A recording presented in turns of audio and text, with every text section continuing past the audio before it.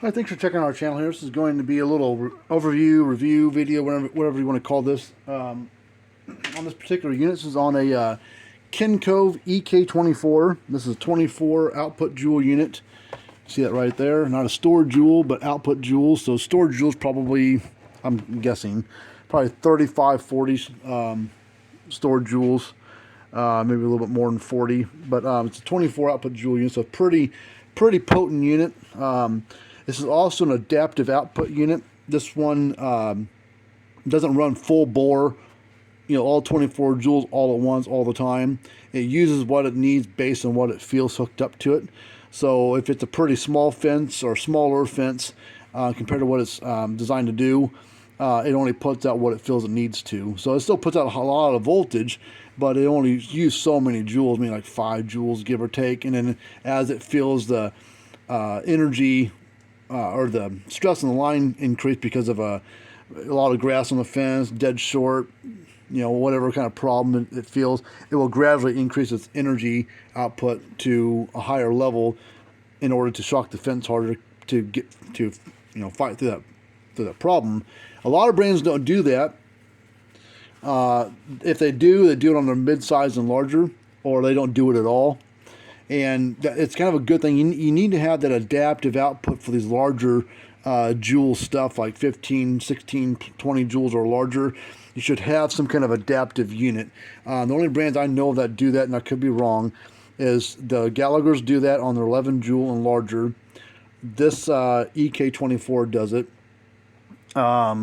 The Cyclops, Master, and Boss models, they do it a little bit differently, but they do it. They call it power on demand. They do it on their 2 large units. And maybe the speed rights, the larger speed rights, like the 36 and the 46 and larger, they'd probably do it on that one as well.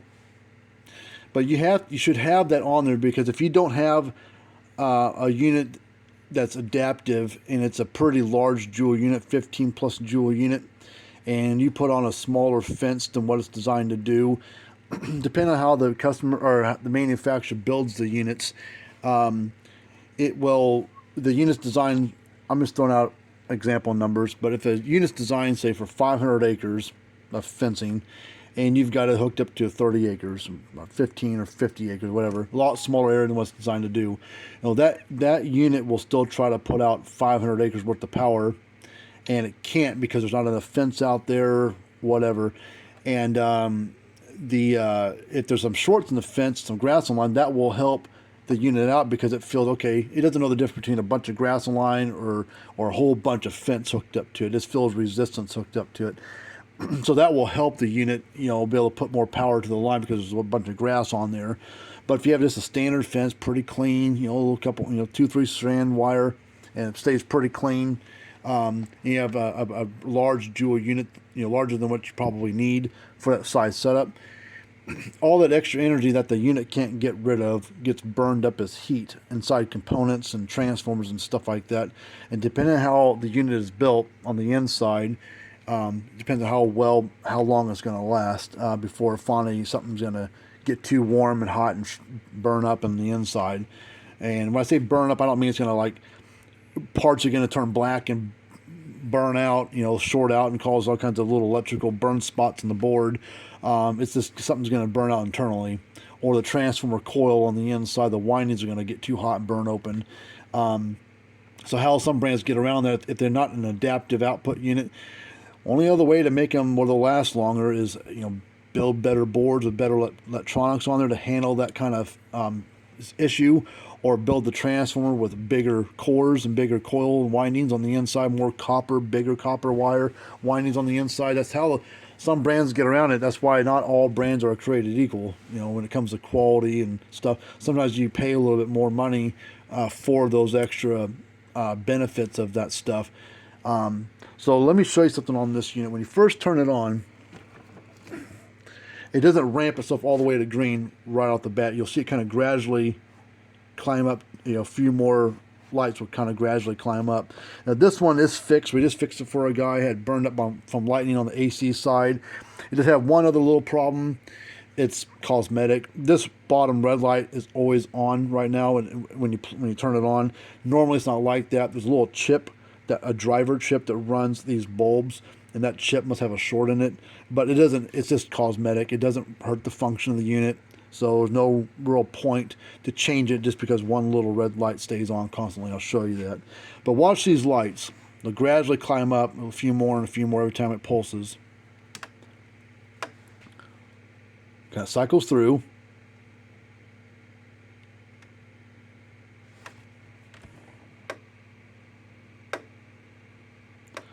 See, that kind of gradually climbed up. And see how that bottom light there's always on. Just disregard that. But these are pretty good units. I mean, the only thing that really ever gets them is lightning. I mean, that's it. I mean, I don't really see any like major issues with the unit. I mean, they're real sensitive to lightning. That seems like the major thing, whether it's from the fence and ground side, the AC side. I mean, but for 24 joules, and I think you get a 2-year warranty on these things, and they're quite a bit less money than the Gallagher's or the Speedrites, and it's 24 joule output. And if you do buy this one, it is remote control capable, so you can buy a remote control with it or for it, but it has to be the Kencove one. It can't be like a Speedrite or Gallagher remote. Sorry, I bumped the cord on my outlet up here, and I got a loose connection up on my outlet, so I need to change the outlet at some point in time. But anyways, these things sell for, with the remote control and everything, I think a little over $700, maybe less than $8. So somewhere in that ballpark. So for 24 joules with remote control for $700-800, pretty good deal, pretty good price, I think. And if I was going to buy one, I would get 2 extra things for it. I would get a surge protector for the AC side. And the 2 I would kind of recommend, because they're most affordable ones, just go on Amazon, type in Triplite Spike Cube, and Triplite, I think, is spelled T-R-I-P or T-R-I-P-P. I can't remember if it's 2 P's or 1. Light is L-I-T-E, and then Spike Cube. They're about $10, give or take, and then take up a little single outlet spot on your outlet, and you plug your device into that. And sometimes if you scroll down, if you click on that one and scroll down on Amazon a little ways on that list, you'll see another one pop up. Says like Belkin, B-E-L-K-I-N, I think it is. About the same price.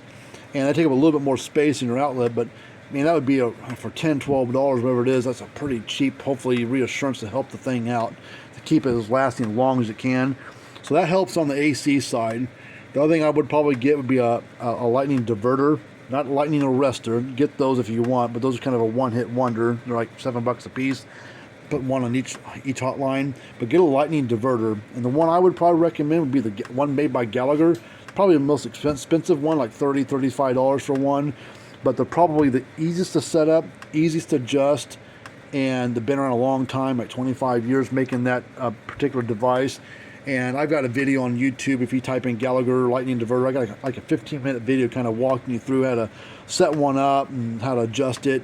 And I'm doing it on the bench. You have to kind of use your imagination of being out in the fence, out in the field doing it. And I think Gallagher's got like a little 1-2 minute video on how to set it up.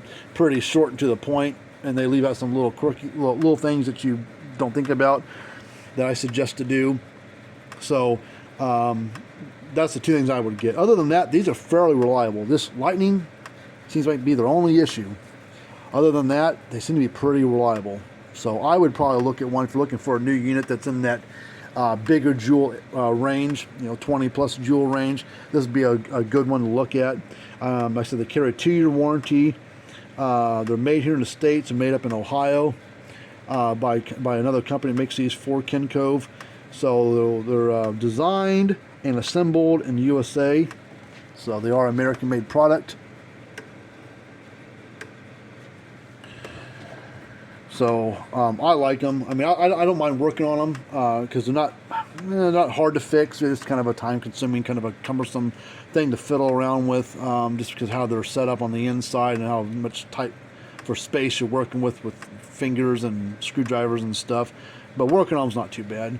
And all the parts are made for them. I mean, they've been making this model for probably 15 years, or at least 10 years, 10, 15 years or so. They made about 3 or so versions of it. But the good thing is, whether you got a 10, 15-year-old version or a brand new one, the parts are they're all kind of interchangeable. So you can get parts for old ones, new ones, it doesn't really matter.